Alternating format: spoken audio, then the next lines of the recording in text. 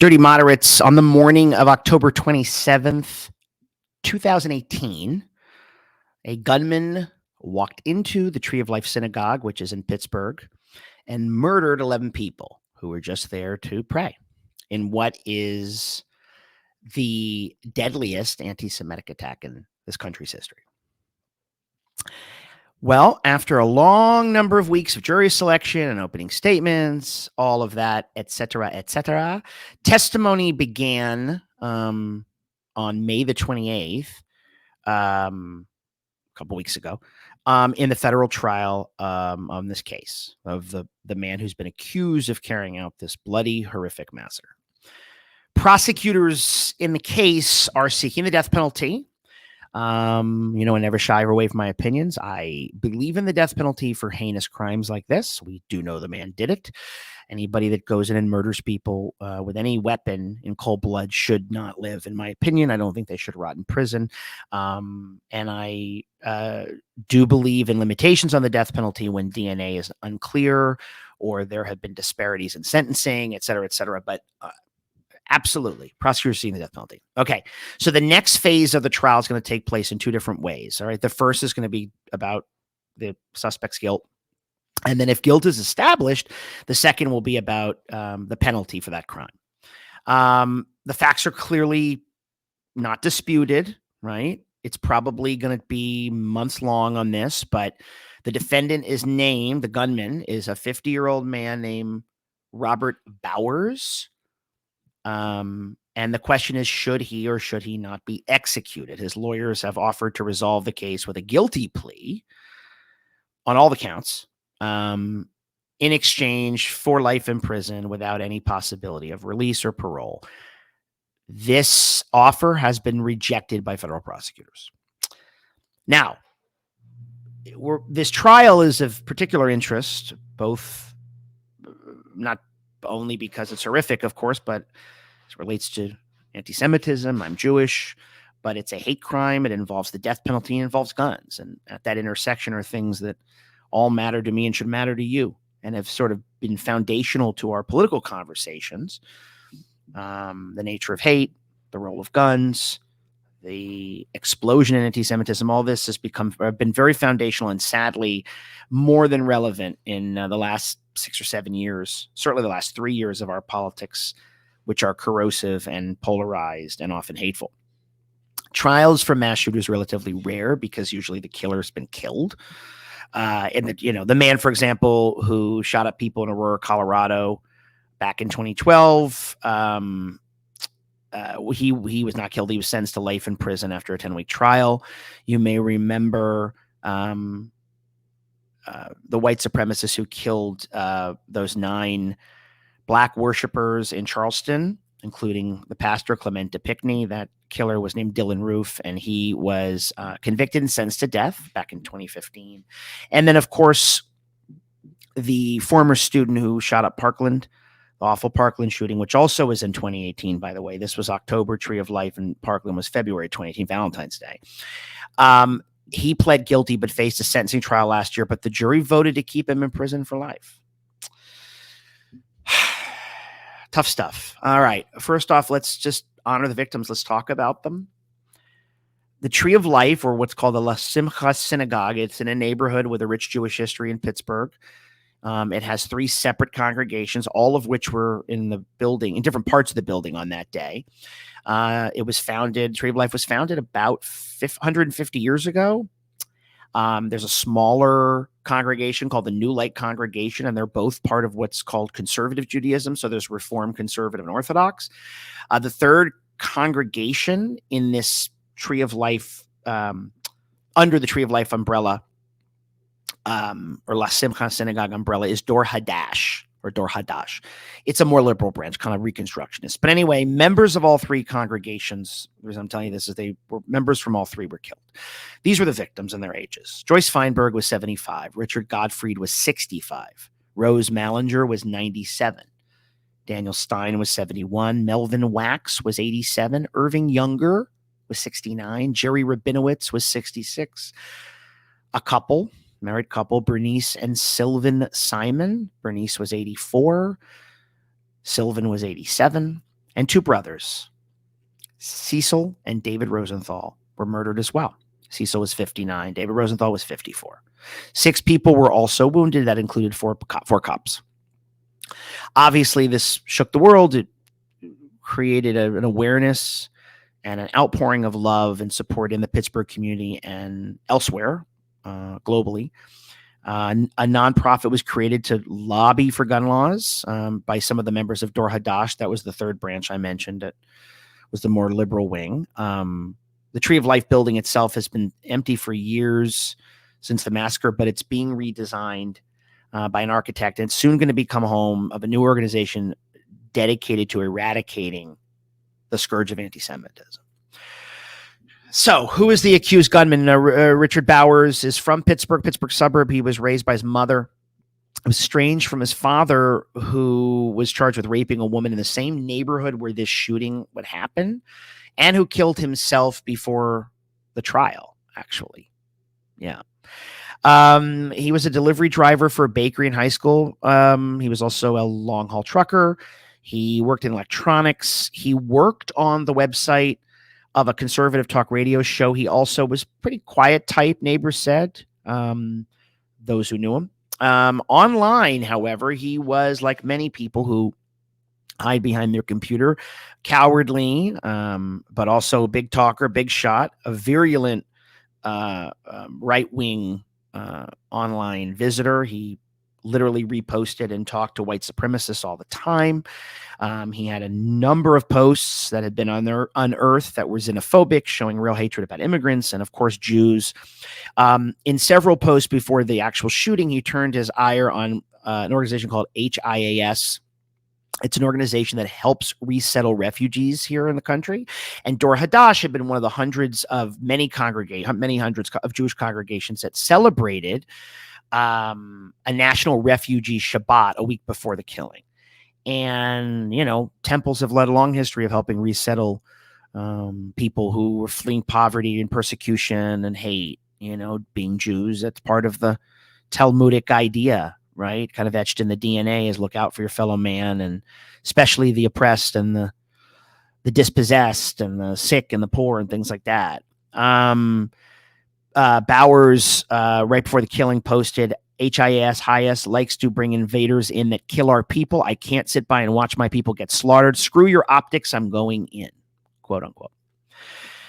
He had 21 guns registered in his name, and he carried out the shooting with 3 Glock 357 handguns and a Colt AR-15 semi-automatic rifle.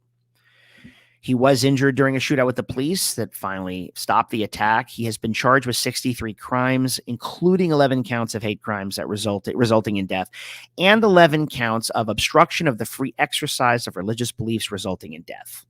He's also facing 36 state charges as well, including 11 counts of murder. But those state charges are being held in abeyance for the federal criminal proceedings. Anyway, Allegheny County is in charge of this. That's Pittsburgh. His defense team is, as I said, has pleaded for no death penalty. They lost on that. They have argued that a series of neurological and psychological tests have established Bowers, to be suffering from mental illness, schizophrenia, also several functional impediments to the brain, as well as epilepsy. You may know his chief defense attorney, Judy Clark. She made a career pleading with juries to spare the lives of people who've done the worst acts of violence. She defended one of the Boston Marathon bombers. She defended the Unabomber, Ted Kaczynski, and the guy who shot up Gabby Giffords, the former congresswoman from Tucson, in front of an Arizona grocery store in a parking lot there, where 6 others were killed, 13 of whom were wounded, including Giffords. Anyway, Bowers' lawyers, as I said, have been unsuccessful in challenging the government's intention to seek the death penalty. And in filing this year, defense lawyers argued that under Merrick Garland, current Attorney General, the Justice Department had been arbitrary in deciding whether to pursue capital punishment. Now, this is the defense team saying this. They cite hundreds of other murder cases where Garland had elected not to seek the death penalty, specifically a mass shooting in 2019 that took place by a xenophobic extremist in El Paso. That took place at a Walmart.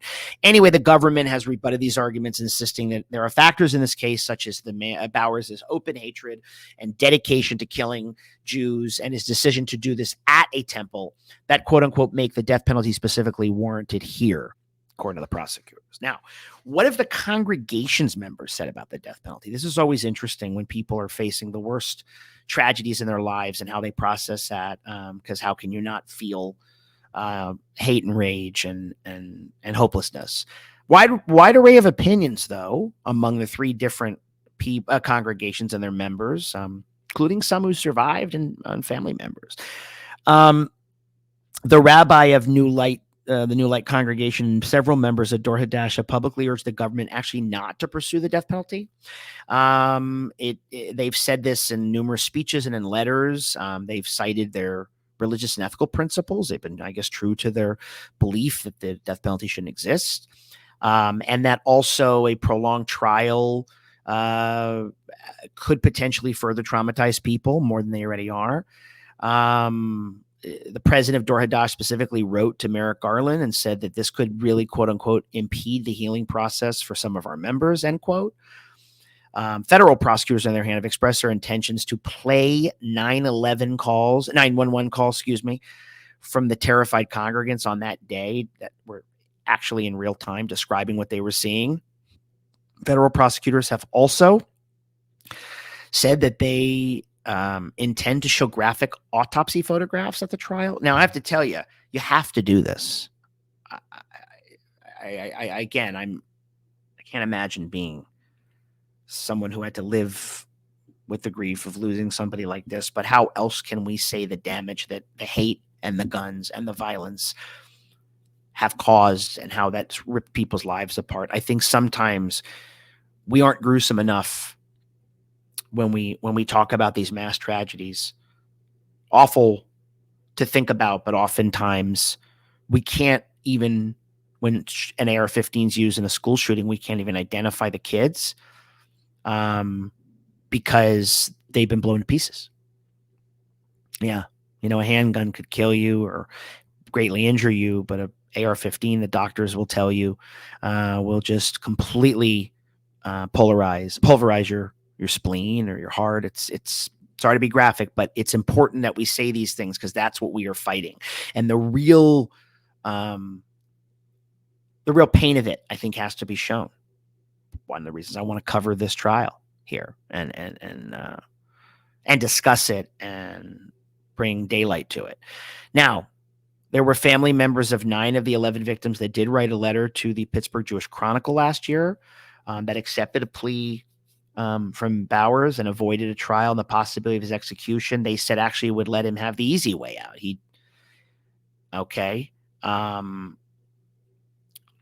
His crimes do deserve the death penalty, they said, but they still said it's the easy way out. These things are complicated and they're not, there's no easy answers. Shortly after this episode will drop, I had a fantastic conversation with a man named Matthew Littman of 97%. It's an organization uniting gun owners and gun control advocates. It's pro-Second Amendment, but it's also pro-gun control. And we talked a lot about all the work that is actually happening to further prevent horrific gun violence. But this isn't just about gun violence. This is also about a hate crime. A hate crime specifically targeting Jews in their place of worship in the most heinous way, shooting 11 people, the majority of whom, as a matter of fact, all of whom are north of 50, and some of whom are in their 80s and 90s, were. Like I said, one of the women lived to be 97, to only be murdered in a temple. She lived 97 years on this earth, to be murdered by a gunman in temple for being Jewish. Again, he used three Glocks and a Colt AR-15 semi-automatic weapon. So we've seen an explosion in hate crimes. We have seen a rise in anti-Semitism, folks, in this country that I thought I'd never see. Just on the 405 in LA here off the Wilshire exit, somebody defaced essentially a wall, freeway wall, and said FBI is full of Jews. That's news to me. But so we're doing this Tree of Life episode, and we're going to continue to cover it because of the way at which it really does, unfortunately, sit at the center of a swirling, ferocious debate about guns, rising hate, and how to handle that. So I wish life didn't have to be so somber. I wish we never had to do an episode like this. I wish I didn't have to say, yeah, we should, yeah, prosecutors, go, show dead bodies in the morgue, or show the autopsy, or please play those 911 calls of terrified congregants as they phoned in and, said this is, we're staring down the face of death. Nevertheless, Robert Bowers, is going to be on trial, and I think we have to pay attention to it. And I don't think there's any other way around it. I don't see any other way around than talking about it. And I think all these things should be in our face, because I think there are too many people who are not willing to consider what these tragedies mean, the human reality of them. When a guy like Robert Bowers does this, it's easy from afar to say, well, that's horrific, but it doesn't really happen often, and so we can't get rid of guns and stuff like that, get rid of certain weapons or regulate them. And I think that misses the point, because I think we've seen the rise, certainly, of not just anti-Semitism, but racism and things like that, that while we've made a lot of progress, there's been a tremendous backlash. And I've always said that Trump himself is a symptom of the problem. He's not the cause, but what he did do is he unleashed people's worst instincts. He appealed to their devils, not their angels. He allowed people to go out there and march in Charlottesville with abandon. And, the proliferation of right-wing websites is not new, but not everybody can be attributed. Not everybody can attribute their hate or their bile to Donald Trump, but he can feed into it. Proud Boys stand back and stand by, as he said in a presidential debate in 2020 with Joe Biden. It's all there. And things aren't linear, and they're not always causal, but they're correlative, right? How long can you have divisive, poisonous rhetoric that targets groups? Or how long can you stand by and let those groups do it and pretend like they're not doing it before massacres like the Tree of Life happen? So I do say and continue to say prayers and send all my love and peace to the extent that I can make any difference to families who are forever bereaved and grieving because of this tragedy. But it's an American tragedy because of guns and hate. And not that hate's American, but that we can still be facing this in 2023. That should give us great pause about what it means to live in a country that existentially has to now fight, as we do on this podcast, for not just the idea of America, a very noble one that I really believe in, but the idea of democracy and the idea of living in a multicultural, pluralistic place with freedom and respect and dignity and liberty. And that's the fight. As always, thank you for listening. Stay safe, of course, but also stay dirty and stay moderate.